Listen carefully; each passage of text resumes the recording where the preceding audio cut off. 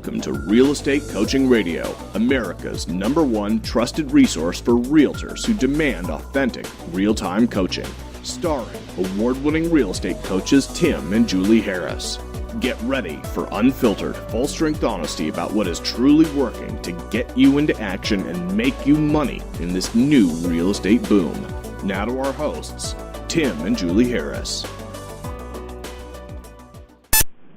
Welcome back to Real Estate Coaching Radio. We are broadcasting from a beautiful, sunny Austin, Texas, which is great because we've basically been living through 40 days and 40 nights of rain. But here we are back to normal Texas weather, which is nice. So, Julie, welcome to today's radio show.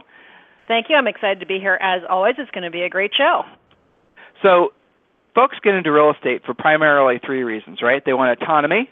They don't want a boss. They don't want anyone holding them accountable. They want to basically, again, be their own boss. So autonomy, being their own boss, is number two. And number three is because they think by being in real estate, it will make them rich. And the reality of it is that there is no better wealth creation vehicle on the face of the planet more than real estate. And if you guys go back in history and study where essentially all the families with the most wealth have made their money generally and retained their wealth, it's almost always real estate. And I'm talking back to the, right when humans came out of caves. You'll see that essentially real estate is and probably always will be one of the biggest wealth creation vehicles because everyone, after all, has to live something in something somewhere. Now, some of you will argue and say, well, what about IPOs and what about the stock market and what about the internet and all that's probably true. But realistically, historically, when you look at, thousands of years, well, really hundreds of years, I think, is more relevant, you'll see that real estate's been the greatest purveyor of wealth. So you're in the right business, you're in the right industry, and now we're going to lay out for you 5 specific points that will make you rich in real estate. One of the things I want you all to remember is that just because you make a lot of money in real estate doesn't necessarily mean you're going to be rich. You'll have a great lifestyle, you will have a great income, but you won't necessarily be rich. So for the sake of today's call, before Julie gets to the first point, she's going to create a great outline for you guys. I want you to write this down. And this is our definition of rich. Tim and Julie Harris's definition of rich, if you want to say it like that, is when your money works for you and you no longer have to work for your money. When your money works for you and you no longer have to work for your money. Your goal from running a real estate business, especially in this economy, especially at this time in history, especially during, overall, this is probably the best time in our lifetimes to be selling real estate. So you will be successful selling real estate, let's hope. And let's hope then you'll have lots and lots of profits. You build your business around profit. And then what do you do with that profit? That's where you actually create your wealth. So you will not get rich in the sense of your money working for you, following our definition, unless you're strategic about reinvesting the profits you make from your business. In order for you to have those profits, you have to be running your business like a business. So there's lots of, hopefully, mindset expanding thoughts for some of you guys to consider. I know a lot of you are following the same paradigms that you always have, that you earn a lot of money, you pay your taxes, and you hopefully there's something left over at the end of the day for you to reinvest. But the way that we ask you to approach your real estate business is literally the complete opposite. You pay yourself first. You build your business around profit. Your mindset is profit is your product. And then with that mindset and our approach, then you will have lots and lots of profit left over. Then you can reinvest it, and then you basically create a fortune. And not just for yourself, not just for your immediate family, but generational wealth. You could actually create a legacy as a result of being here in this industry right now. That's what's so exciting. In every market, pretty much, everyone's saying the same thing. Homes have never sold so fast. There's never been so much interest. And guys, just put this into the mix if you're not necessarily seeing the industry like we do. Generation Y, right? The baby boomers' kids, the Generation X's kids for the most part, they haven't even really started buying homes yet.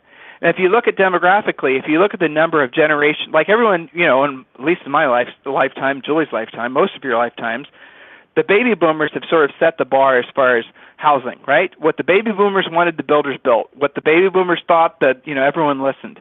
Well, now the baby boomers are reaching the age where they're buying their, maybe their ultimate homes in many cases, or they're starting to downsize. And so now everybody's focusing on their kids, the Generation Y. That is what is going to be the absolute genesis of going to probably the best economy for the United States for the next, 100 years? And it's really going to start with housing, again, because as these guys start forming families, they start buying their first places, all the types of housing cycles repeat themselves with the Generation Y. And that's starting to happen now. So yes, right now the market's great, but it's nothing compared to what we're going to be seeing over the next 20 years as those folks start forming their families and starting to climb the real estate ladder themselves. So Julie, this is a really great topic. Let's go ahead and drill down. All right, perfect. So we're talking about the things that will make you rich in real estate, because all the investment strategies that you're talking about, Tim, well, they've got to come from somewhere, so you got to make the money in the first place. So let's jump into this. Eric Schmidt, the former CEO of Google, was giving advice to Sergey Brin, the new CEO of Google, and he said, just be great at 5 things. Not at everything, just at 5 things. And that made me remember when you and I listened to the audiobook of Steve Jobs' autobiography, which is great. If our listeners haven't picked that up yet, that's a great one to listen to, because Steve Jobs got similar advice from both his father and his mentors. He talks about that in that book. And of course, we agree with all of those statements. Be great at a really simple list of things, and that's what's going to bring you wealth in real estate, or at least bring you the income to then invest in things that will make you wealthy. So in a world of distractions, Tim, how do you actually know what to do in real estate? This is something we hear from the coaches talking about their coaching clients, certainly from our own coaching clients. How do you know what to do? What actually leads to a paycheck? Your website, networking, paying for leads, tweaking your landing page. There's all these things. And on top of that, most of our clients are just busy holding their deals together. So how do they sort all that out? Well, but that's the hard part, right? The hard part is being able to say no. The hard part is being able to say, well, listen, I'm going to let that shiny silver object go. It might be the buying leads or buying impressions, whatever you guys want to call it. It might be the latest whiz-bang, internet marketing idea. It might be all these kind of sexy things that look really great at the time. But, the reality of it is that they're not one of your 5 things. Agents who are successful generally have what I call post office businesses. In other words, it's like going to the post office. It's predictable. It's boring. Same thing happens every single day, day in and day out. They have schedules. Their staff has schedules. And as a result of that, they produce a very consistent income, and they make themselves, in some cases, really, really rich. And by rich, again, it's when their money works for them and they no longer have to work for their money. So you guys, going back to the original 3 points, you can easily have autonomy in the business, because the truth is that, leading to the second reason that people get real estate licenses, you won't have a boss. So you'll have no boss to hold you accountable means you have autonomy. But the next thing, the next motivator for most of you, the earning of the money, the building of the riches, the creating of the legacy, that's not something that happens accidentally. You have to actually overtly and directly go after that specific goal. So yeah, Julie's going to give you guys the 5 things that all of you should be focused on and all of you should master. And the hardest part, to her point, is the fact that means you have to ignore everything else other than your 5 things. You have to ignore it. You have to just tune it out and say, that's not for me, because I'm becoming great at these 5 things. That's the challenge that a lot of you have. Now, top producers don't have that. Top producers, agents that are making the money, making millions and millions of dollars per year, they have no interest in whatever the whiz-bang latest idea is. So I want all of you guys to take that into consideration. It's okay to miss the fad. Just stay focused on the long-term goals. So Julie, go ahead. All right, perfect. So let's keep it simple. Things to get great at. Lead generation. We could stop just on that, because if you're not great at that, the rest of it doesn't really matter. But let's just say that you are. That leads logically to lead follow-up, pre-qualifying, presenting, negotiating, and closing. So when you're at the best at those things, it's impossible for you not to meet or exceed your financial goals. So let's get down to it. It's one thing to say these things are important. It's another thing to actually figure out what are the rules to making that work for you. How do you actually implement this? And I think it comes down to just following some simple guidelines. So first thing, most important again, lead generation rules. Number 1, have a minimum number of buyers and listings at all times. And, we could do probably 3 or 4 shows just on that, because that's kind of a mindset thing mixed with a skills item. But it is your number 1 job in real estate. And a lot of agents are not clear on that, Tim, that generating the lead in the first place, that's your job in real estate. Prospecting enhanced marketing or marketing enhanced prospecting, however you get to that, lead generation is key. So under that umbrella, point number 2, actually know where you'll get your leads from. What are your spokes in the wheel? Past clients, centers of influence, referrals, builders, open houses, unrepresented sellers, otherwise known as FSBOs, expireds, withdrawals. I mean, the list is endless. There's lots of different spokes that you can work. Choose what you have decided to become great at and embrace that. So identify where your leads come from and work on getting more of them and then adding to your spokes. So point number 3, under lead generation. Let me interject something right there. Sure. A lot of you guys are smartly pursuing or considering pursuing expireds and, as Julie just said, unrepresented owners, which are AKA FSBOs, right? So yes, absolutely positively pursue that. So you want to take the first steps. I'll tell you for sure what you want to engage with is mojosells.com. Definitely look into mojosells.com. Great tools for actively going after expireds for sale by owners. And they also have a widget that allow you to easily and effortlessly follow up calls on all your centers of influence and past clients. So one of the basic building blocks of all your businesses has to be mojosells.com. So go ahead, Julie. All right, perfect. So again, we're still under lead generation. Don't just claim that you have these spokes. Actually follow a daily schedule that focuses on generating new business. So actually schedule that. I know you guys hate having a schedule, but too bad. We're in it to make money, aren't we? You're not running a nonprofit. Point number 4, embrace and internalize that generating new business is the fuel for the engine known as your real estate business. So here's a real quick, be honest question. Do you have a strong engine, or are you still walking to work? It's a decision that you make daily. Again, embrace and internalize generating new business is the fuel that goes into your engine. Without that, you're just puttering along. Julie, your phone's getting a little staticky. Okay, I'm going to call back in, okay?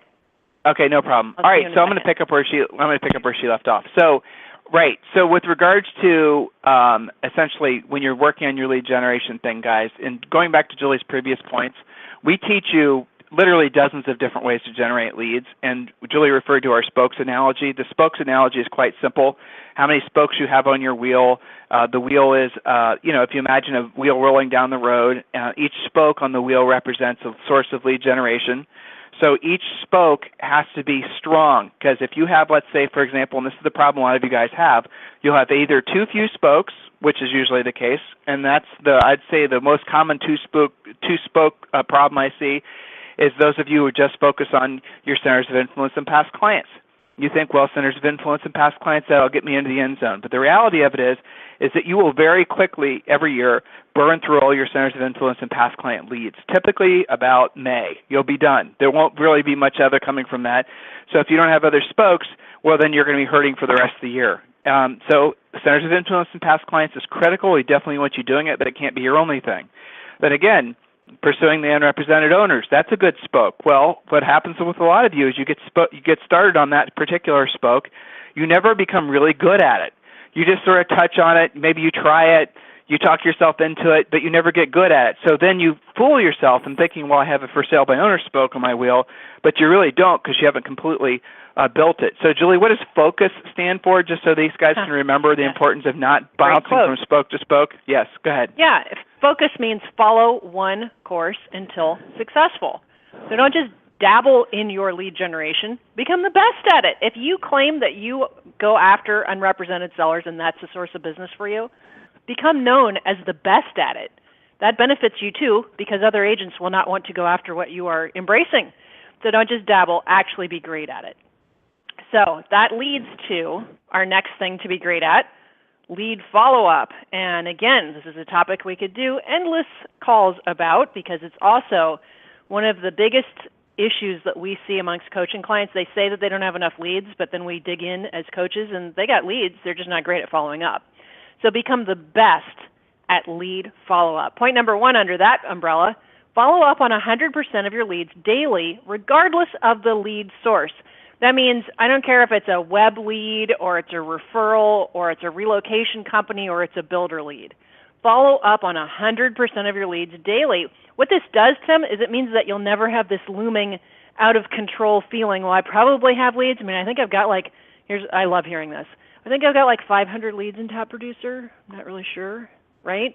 So follow up on 100% of your leads. Don't just throw them into some crazy drip system. Actually call them back. So Point number 2 in lead follow-up rules, follow up with the tightest urgency you possibly can. Leads do not get better with age. And in fact, leads on their own have no value. It's only appointments that have value. So 5 minutes or less unless you're on a listing appointment. That's right. That kind of urgency. That's kind of a crazy thought for some of our listeners, I think. But that's what makes the money. So become great at it. Point number 3, follow up relentlessly. Call until they list or buy with you, list or buy with someone else, tell you they'll never list or buy, or get a restraining order because you're so relentlessly following up. Julie, let's stop. Mostly Julie, jokingly, so they'll remember. Yeah. Let's stop there for a second because that's really important. Again, this is another little category in real estate where there's a lot of confusion, which it baffles me why there's confusion about this at all. To be honest with you, it's been made way too analytical, way too complicated. So, guys, here's your lead follow-up rule. Julie just touched on it. It is a joke, okay, but it is the mindset you need to have. When you have a seller that has to sell, and remember the rules for have to sell seller are someone that has an absolute pressing need to sell, not someone if they get the right price, not someone if the stars all align or when pigs fly.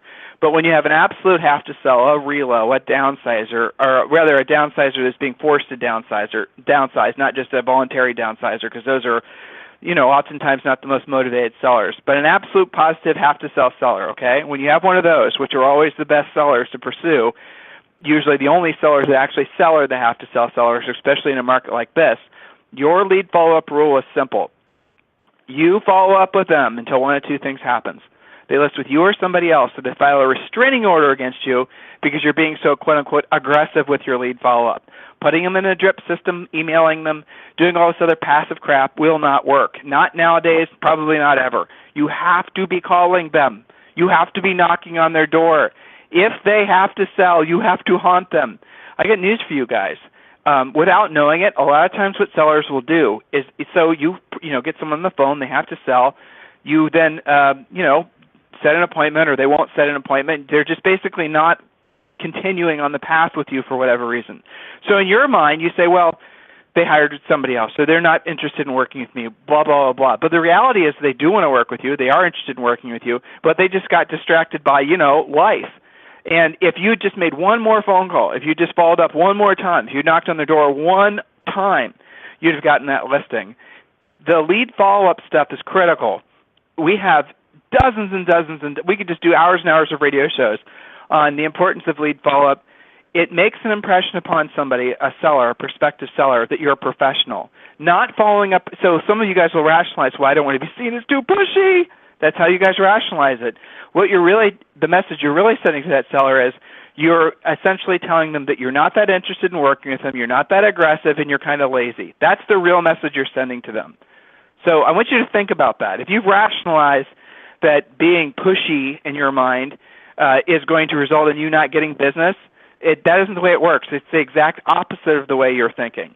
So guys, listen, bottom line, if they have to sell, you follow up with them until they list with you or somebody else, or they file a restraining order against you. And that means contacting them multiple times a day until they actually, and if someone, for example, if someone gets a little steamed at you for having called them too often or whatever, say, Mr. Seller, I just wanted to impress upon you how important it is that I follow up with you to help you get this home sold. You can imagine how aggressive I'm going to be following up with any prospective buyers. And Mr. Seller, I can tell you the 3 ways that'll benefit you.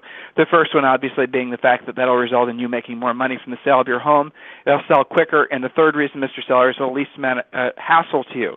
So would you rather have someone who's passive working for you or someone who's very aggressive like I am? There's not a seller on the face of the earth that has to sell that won't appreciate your aggressiveness.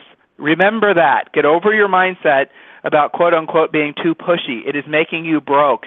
So, Julie, next point.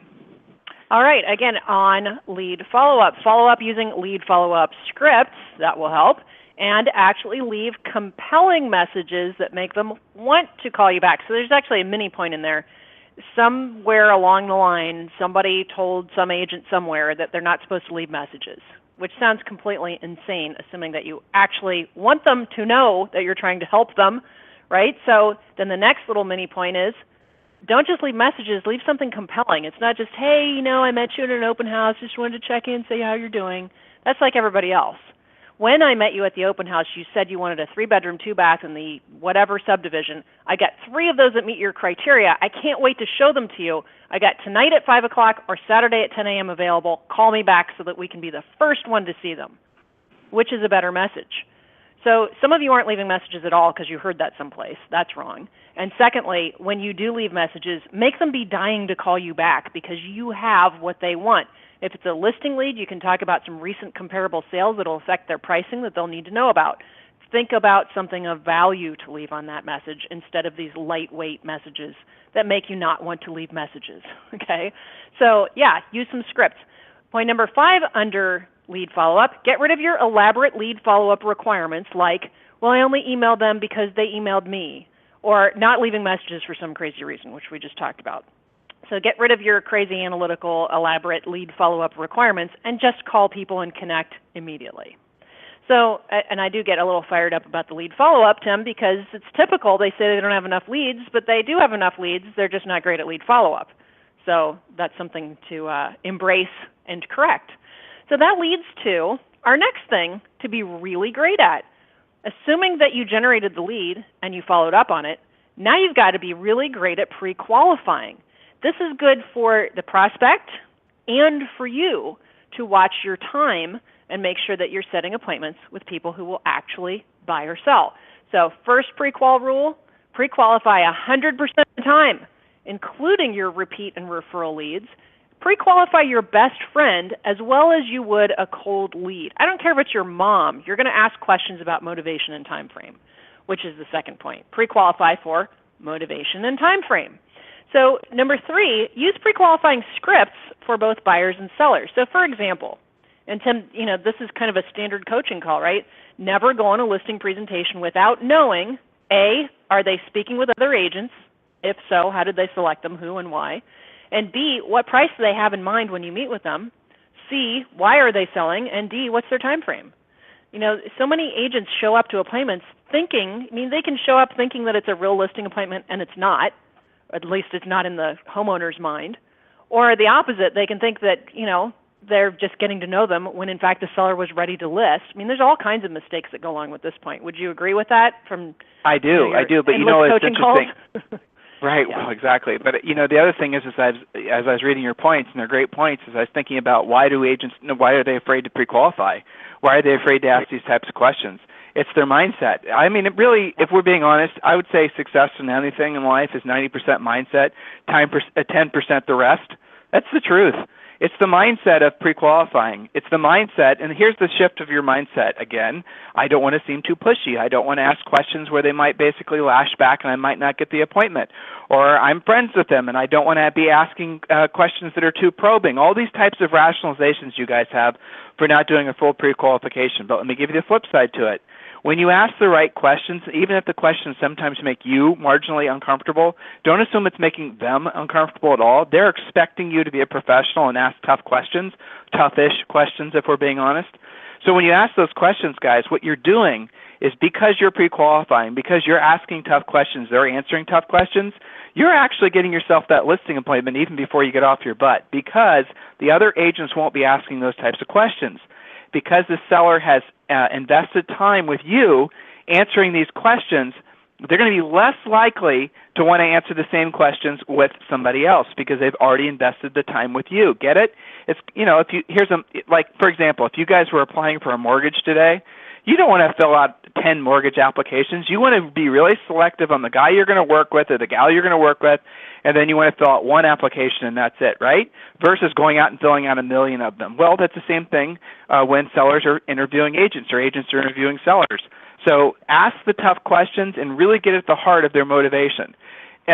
Really, guys, a listing presentation is, and Julie's going to get to this in a second, but a listing presentation should involve no stress. You should never, ever walk into a seller's house without knowing their motivation. They better have to, without knowing basically their time frame, without knowing if you're competing for the listing, without knowing what they think the house is worth. If you were to mentally write down all the worst-case scenarios that might happen during a listing presentation, that's the reason that we developed these scripts. That's the reason we developed this pre-listing pack. The listing presentation itself, for the most part, when you follow our system, is easy, it's friendly, and it, honest to God, guys, is stress-free. Because you know the answers to all the toughest questions. You've already covered all the things that they might ask you in the pre-listing pack. You've followed our system. You know what their motivation is. You know if you're competing. Really, at that point, it's your game to lose because you're walking in there with all the curtains already pulled back, mentally, emotionally. They've already committed to you. They've already answered your questions. They've already seen your pre-listing pack. You already know what their motivation is. You know what the house is worth. That's how you kill on listing presentations, guys. That's how you own it. And for you to show up without having pre-qualified, thinking you're going to pre-qualify when you're sitting there meeting with the seller, sort of maybe, that's horrible. Don't do it that way. Any agent who has a professional approach is going to always win the listing when they handle themselves like professionals, when they actually ask the tough questions ahead of time. Psychologically, guys, that'll leave an impression on these prospective sellers of yours that you are a professional, that you can be trusted, that you are the person that they want to work with. Get it? Again, guys, it's mindset. So challenge yourself to essentially focus on, say, what am I nervous about actually pre-qualifying? Why am I nervous about asking these questions? Is it because I don't know what I'll say once they answer the questions? I don't know what comes next. Follow our system, and you'll know what comes next. Follow our system, you'll know what questions to ask and which order to ask the questions. Follow our system, and you won't ever walk into a situation with a seller where you feel embarrassed, where you feel pressured, where you don't know what to do. So, guys, we're going to pick up where we left off tomorrow. Is that all right, Julie? Absolutely. We have more to do. Yeah, we do. So, guys, I want you to stay focused. And I want you to always remember that anytime you need anything, help in any way, we're here for you. Just request a free coaching call at freecoachingcallsforagents.com. And a lot of you are existing coaching students that listen to us every day. If you need any help, in addition to your great coach, always remember you can email Julie or I directly. We receive and answer all of our own emails, tim@timandjulieharris.com and julie@timandjulieharris.com. Anytime any of you need anything, let us help you. Please let us help you. That's what we're here to do. It's what we're best at, and it's what we're passionate about. So allow us to do whatever we can to get you guys going in the right direction, to continue the great momentum that so many of you have. Request a free coaching call at freecoachingcallsforagents.com. And I'd also like to thank two sponsors, in addition to mojosells.com, zbuyers.com. You guys should go back and listen to the interview I did with one of the owners of ZBuyers last week. Another great spoke that you should be adding to your wheel is zbuyers.com. Definitely check them out. Listen to the radio show from last week for more information on that. And, of course, 1-800-HOME-HOTLINE.com. Kind of a no-brainer for all of you who are wanting to generate buyer and seller leads. It's $35 a month, no contracts, cancel at any time. Kind of a no-brainer. So check out zbuyers.com, check out 1-800-HOME-HOTLINE.com, and, of course, mojosells.com. In the meantime, one more .com for all of you. If you need any help, please go to freecoachingcallsforagents.com, freecoachingcallsforagents.com. We literally have 11 coaches that are there to do free coaching calls to help you in any way that they can. We'll talk with you on the radio tomorrow. This program has been a presentation by Tim and Julie Harris, Real Estate Coaching. For more information on our real estate coaching and training programs, visit our website at timandjulieharris.com. Remember to tune in weekdays at noon for upcoming shows. And until next time, thank you for listening to Real Estate Coaching Radio with Tim and Julie Harris.